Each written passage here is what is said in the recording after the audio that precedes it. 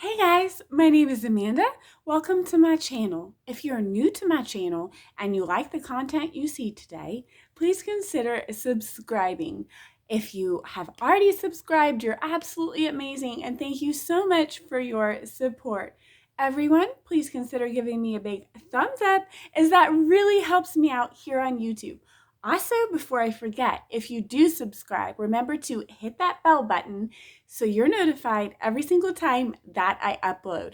I am so excited about today's DIYs, so let's jump into it.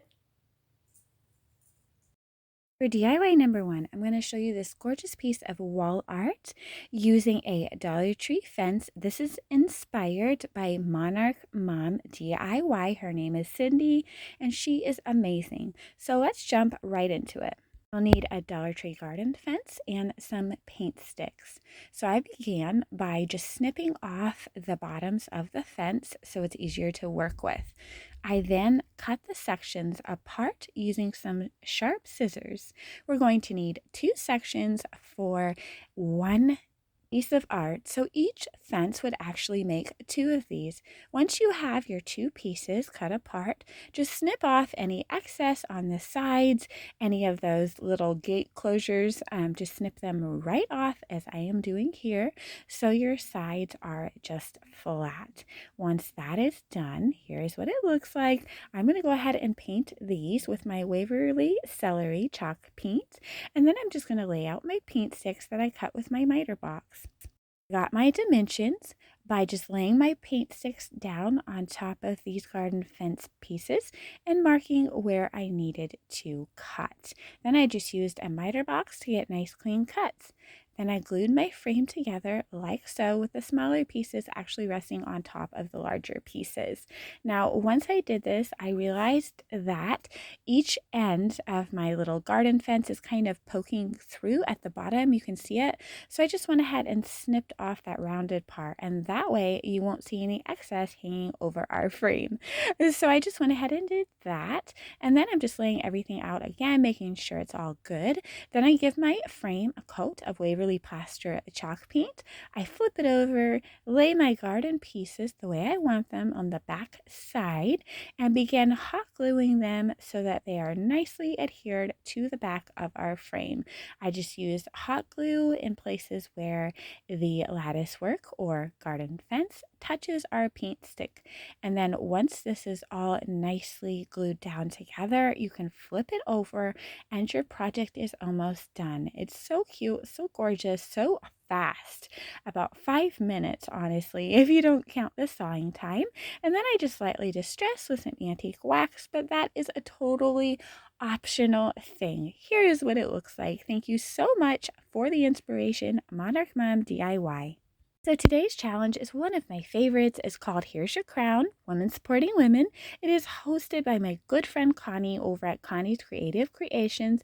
She is amazing, and I just love her vision for this challenge. Supporting each other, lifting each other up is just such a great and uplifting thing to do. I just love it. So Connie's channel will be linked below, as well as our playlist. Please check them out to see all kinds of amazing inspiration. Okay, so here's your crown. My crown goes to Monarch Mom DIY Cindy. All of my DIYs today are inspired by her. She is absolutely amazing. The way she explains things so well, and she's just so sweet, and her DIYs are so well done. So she will be linked below in my description box as well. Definitely check her out. Okay, let's go ahead and jump right into DIY number 2. So you will see Monarch Mom DIY's inspiration over in the top left-hand corner, and then you will see what I am going to make is the larger photo. So we are going to make this gorgeous little house. I'm going to be using the scrapbook pad from Michael's, and I'm going to use these cute little images that came in the scrapbook pad, as well as a pretty piece of scrapbook paper. So I'm going to cut 2 images and 2 pieces of scrapbook paper. I'm going to cut them slightly smaller than these wood planks from Dollar Tree that come 6 to a pack. I'm going to paint my wood planks with Waverly Celery, and then I'm just going to use a glue stick to attach my images and my scrapbook paper to the front of my wooden planks. I'm going to do this to all 4 of them. Now my project comes out quite a bit smaller than Monarch Mom's. I believe she used 8 by 10 canvases.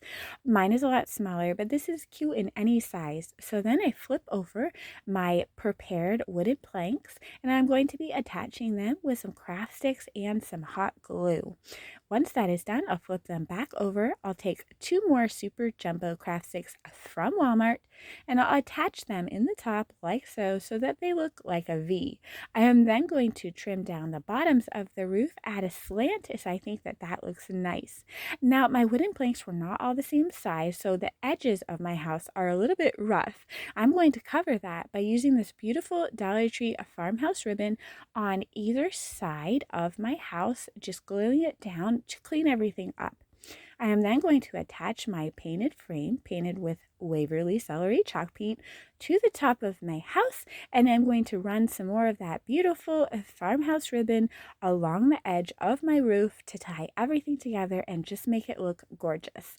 Trim off any excess, and then I'm going to take a sprig of boxwood greenery that I purchased at Walmart for about $1, and I'm going to start cutting it apart. Oops, I forgot. I had a tiny little hanger to the back of my house using some more of that farmhouse ribbon.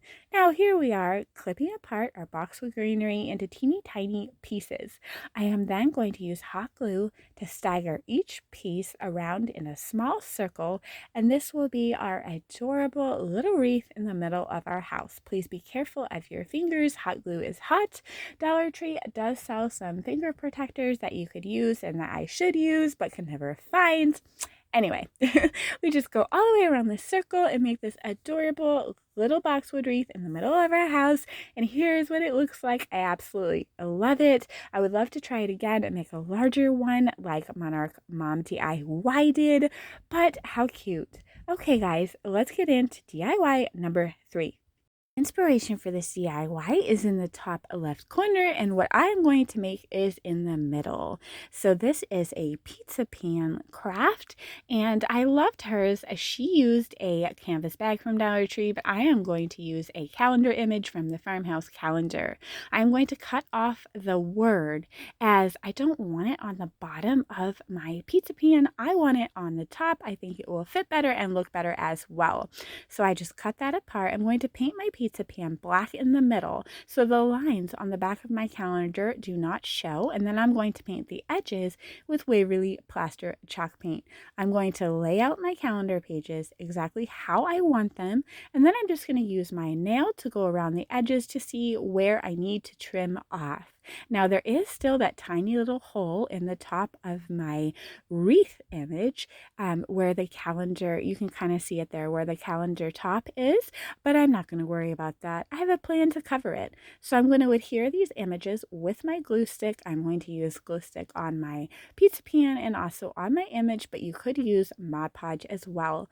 I'm going to place everything down carefully so we do have a space at the top of our wreath, but that's going to be covered. So here's what we have. Now I'm going to take some more of that gorgeous farmhouse ribbon from Dollar Tree, and I'm going to run it across under the farmhouse word and where our 2 images meet to clean that up and disguise that little line. Once that is done, I'm going to take some rope and I'm going to run it all the way around my pizza pan. I'm just cutting off a rough edge there, and this rope was curly from another project, so I just have to kind of twist it as I glue it down to uncurl it. So all the way around the inside of my pizza pan, I am just running this rope until the ends meet up and it cleans up the inside of my pizza pan and hides any uneven edges. I know we do still have the little space there at the top, but I still have a plan for that.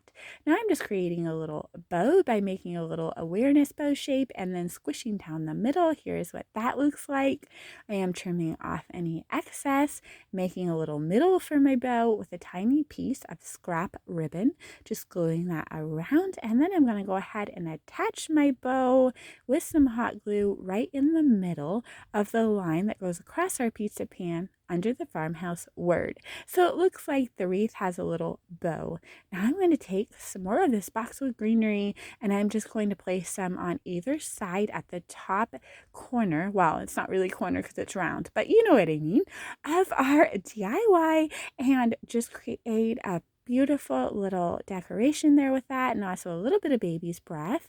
Now I'm going to take 3 little pieces of that beautiful ribbon and I'm going to glue it toward the bottom of our little greenery arrangement and just kind of wrap it around to the back of the pizza pan and glue it down.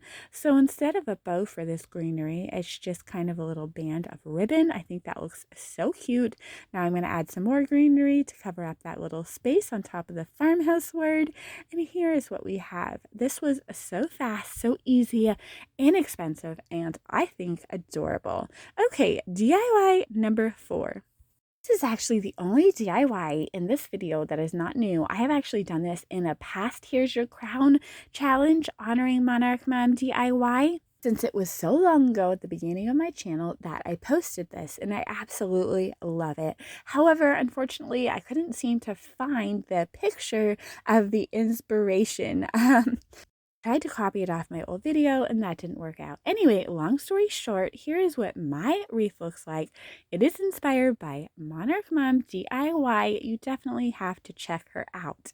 So I am beginning with this bead wreath that I purchased at Hobby Lobby on sale, and I just went around the whole thing with some antique wax and then rubbed it off for the stained look.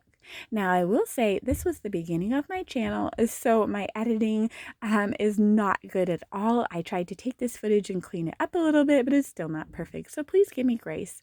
I took 2 of these frames from Dollar Tree. Here is what they look like. This one was broken, so I was just showing you what it looked like when it was put together, and I just want the front part. I just want that frame around that word and the word itself, as well as the back piece. So here's what I want, and I'm going to do this to the family one and also to the gather one. So once I get my words with a little frame around them, I'm going to paint them with Waverly Plaster chalk paint.